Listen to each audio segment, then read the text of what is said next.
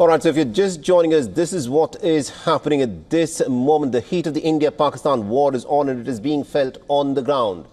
The Indian armed forces have reportedly brought down an onslaught of a drone fire by Pakistan in parts of Jammu and also in Rajasthan and in Punjab.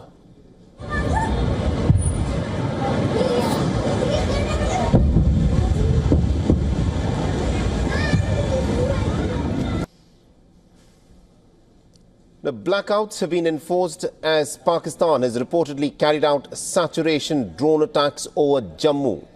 The Pakistan has targeted the region with loitering ammunition. Multiple drones were reportedly intercepted.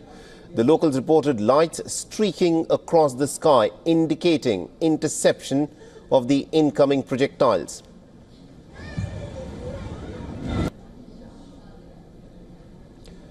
Mobile connectivity is down. Sources say that all artillery and drone attacks have been completely foiled by the Indian forces. The defense sources have said that at least about 8 missiles had been fired from Pakistan directed at different places, such as Satwari, Samba, RSSpura and Arnya, and all of them have reportedly been drowned.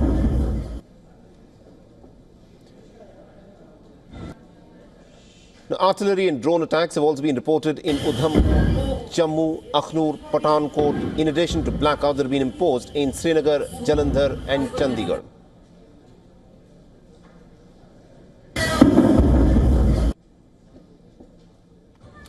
All right, now to give us more perspective in terms of what has, of course, been happening in the last few hours, we are joined by retired Air Marshal Anil Khosla, who is the former Vice Chief of Air Staff and also the Indian Air Force. He had handled the Doklam and Balakot operations. He's joining us live in this broadcast from New Delhi. Sir, thank you very much indeed for joining us here on WION. You know, looking at the images that have emerged from over the skies of Jammu, give us a sense of what these saturation drone and missile attacks actually are. And according to reports, have all been intercepted. But what is Pakistan trying to accomplish here? Yeah, so what I gather is last 2 days events which have happened, you know, the heinous terrorist attack which took place in Pahalgam, where the terrorists killed innocent tourists in cold blood, and that too on religious grounds in front of their wives and children. I mean, a very inhuman act. And enough time was given to Pakistan to do some action, do something against the terrorist bases, but they didn't do anything. And finally, India took the step of, going in for those 9 terrorist camps. And after going through that, and a very carefully, mature way, it was done so that there's no collateral damage. There is no damage to any civilian. No military target was attacked. It was only the terrorist camps. Right. And it was non-escalatory in nature. And Pakistan decided to escalate it further by attacking our cities at night, the next thing. And in retaliation, India again went in for their military targets because they had targeted our military targets. And once again, a very mature approach was taken by India, and open window was given to the adversary that these are non-escalatory, and if you want to climb the escalatory ladder, it is up to you. You decide. I mean, we will match you, or maybe the response will be higher than what you do, but we are ready to de-escalate in case you are. Right. So that sort of tone was there, but I think Pakistan, in their wisdom or foolishness, what should I say, they have decided not to take on the offer, and as a result, in the evening, what you see now is multiple attacks on Indian airports and cities, right, as you brought out yourself, in the Punjab sector, in the J&K sector, in the even going down south in the IB sector, and as well as down south in Rajasthan area. So it is unfortunate that Pakistan is deciding to escalate. You know, Air Marshal Khosla, try and make sense for this. Try and make sense of what is Pakistan's objective here.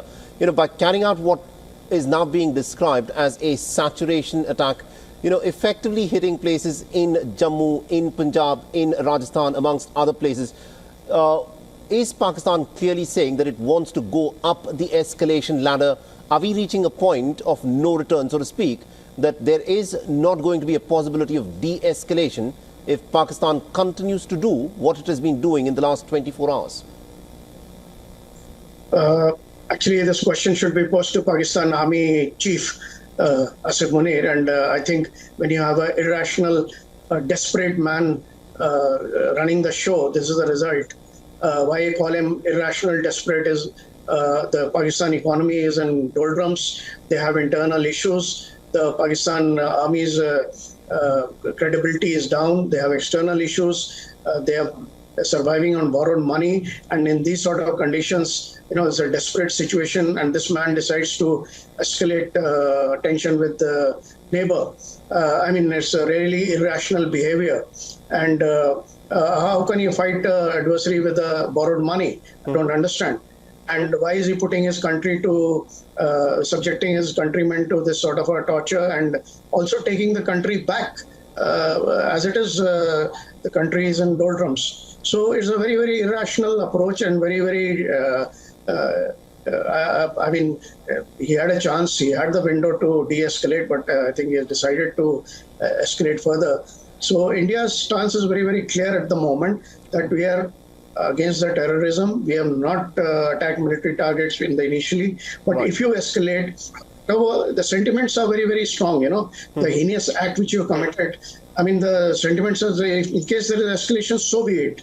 Right. That's what the sentiments of the entire country is at the moment. Now, Air Marshal Khosla, yesterday, Pakistan carried out about 15 attacks. And it is after that that India went in and carried out attacks on Pakistan's military establishments. And according to reports, one of the key air defense systems that was given to Pakistan by China, the HQ-9 air defense system, which the Chinese say is as good as the S-400, has in fact been destroyed in a drone attack by the Indian Air Force. In your assessment, how crucial a victory is that for India? Question of victory as such. I mean, it's a, in warfare, this is what happens. I mean, everyone throws punches at each other, and whatever best equipment you have, best weapon you have, you use. And whatever system, good system may be, there's a man involved in the system, there is a machine involved in the system, there are weaknesses, and it can be exploited. I mean, it's not necessary that it's, if it is claimed that a system is informidable or totally it cannot be destroyed. So in the war, attrition takes place, and there are several occasions in the history of warfare where very, very advanced systems have been utilized by very, very primitive weapons. Right. And also, I understand that this is still a developing story, and you'd not be able to share all the details in terms of how the Air Force would have reacted. But in what happened this evening, in what's happening in this evening, how does the Indian Air Force and the Indian Armed Forces react to this? This is quite clearly a saturation drone and a missile attack. How does the Indian Armed Forces and the Air Force react to this? So at the moment, I mean, I don't know exactly the planning process or the execution process. I'm a retired officer. 6 years back, I retired. But having served in the 40 years in the Air Force, at the moment, the priority would be to, contain the situation and minimize the damage from the attacks and cause maximum attrition on the enemy. So that will be the focus at the moment. And once the attack subsides a little bit, then a decision will be taken in parallel by the decision makers. The escalation ladder which we are talking about, everyone is talking about in the world. Pakistan has decided now, enough chance has been given, 2 chances have been given. I think they have not taken this thing. So a decision will be taken how to respond to this activity. And I really don't know where it will go. Depends on Pakistan. Right. And also, Air Marshal, a lot of the public across India is watching this. We've not been in a situation like this for many decades, where there have been sirens because of these air raids. There have been blackouts that have happened in places such as Jammu and in Chandigarh, etc. Give us a sense of how the common public should react in the event there is a blackout. Yeah, so you're right. It's been a long time since such a scale civil defense was activated. And public is quite wary, they're wondering what's going on and will it escalate, not escalate, to what level will it go, obviously. And but what I know is that at the moment, as I said earlier, the public sentiments are very, very highly emotional. And because the Pakistan, through the terrorists, they have crossed a very, very big red line. The heinous actors, hurt everyone's sentiments. And tried to divide the country on religious grounds, and it's a big red line which has been to the entire country. Everyone is with the government to whatever decision is taken. Unfolds, and we have Air Marshal Khosla, who's still with us on line with us. Air Marshal Khosla, looking at what has happened this evening, is this clearly an attempt where Pakistan, since what they did yesterday night, where about 15 places across the border with India were targeted by the Pakistanis, they were all said to be military targets, and we still need to wait and see what the scale of the attack this time round, this evening is. But from the indications that one seems to be getting, this could be a bigger attack than what the Pakistanis carried out last night. Is Pakistan, does it appear, wants to go up the escalation ladder? Yeah, this definitely seems to be, whatever news is coming in, definitely seems to be a bigger attack than what was done last night. And, it's across the international border, as I said, going down south as much as, to Rajasthan sector. And I think number of projectiles launched, and I think it's a much bigger scale. So obviously they're going up the escalatory ladder. What sense I get is that the political leadership in Pakistan, I think, wants to de-escalate. It's very, very evident from their body language and the way they are giving these press conferences now as compared to the saber rattling, the nuclear saber rattling, and the bravado which they had about a week back.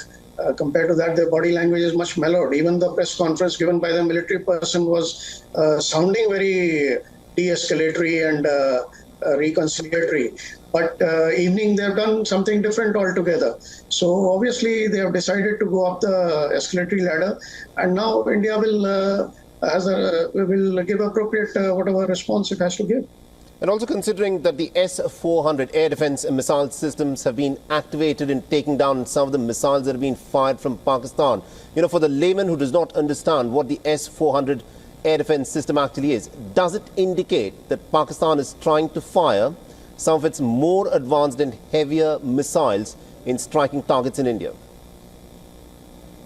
Yeah, it could be. S-400 is like a air defense umbrella.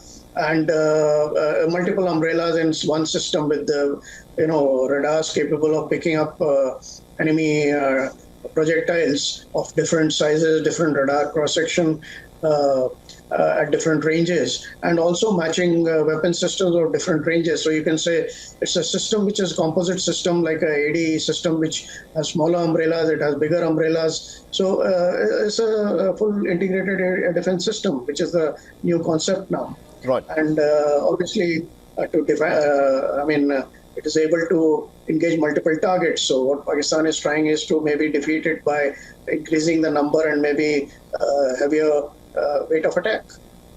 And also, Air Marshal Khosla, the fact that the Pakistanis seem to be so buoyant in carrying out these attacks, it's being said that they are using a lot of these Chinese-given weaponry that is being tested out in active combat against India. Do you think that this is a Chinese plan to test out some of their weapons against India to see as to how they perform in actual real combat? Yeah, I don't know whether it's a planned maneuver or not, but you're right. The Pakistani equipment is totally now Chinese. At one time they had all the equipment which was Western world from USA. But last decade and plus all the equipment is shifted to China, and China is the major supplier.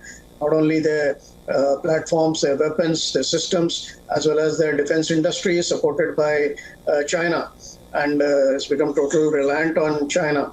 And China's weapon system, as you rightly brought out, and not have been seen combat and not been tested against a lot of other things. But I really don't know. Chinese must be watching it very carefully and analyzing, reading every situation, what is happening, what is being pushed against what, and very, very closely they will be watching. But I'm not sure whether intentionally it has been orchestrated to check out the systems as you theorize. I'm not sure about that, but they'll be watching definitely very, very closely. Right, and also the manner in which air warfare has changed in the last decade, considering what has happened between Russia and Ukraine and also the wars in the Middle East. One of the things that is being done is to carry out these saturation attacks to overwhelm the air defense systems of a certain nation and then to fire the much more advanced missiles and drones.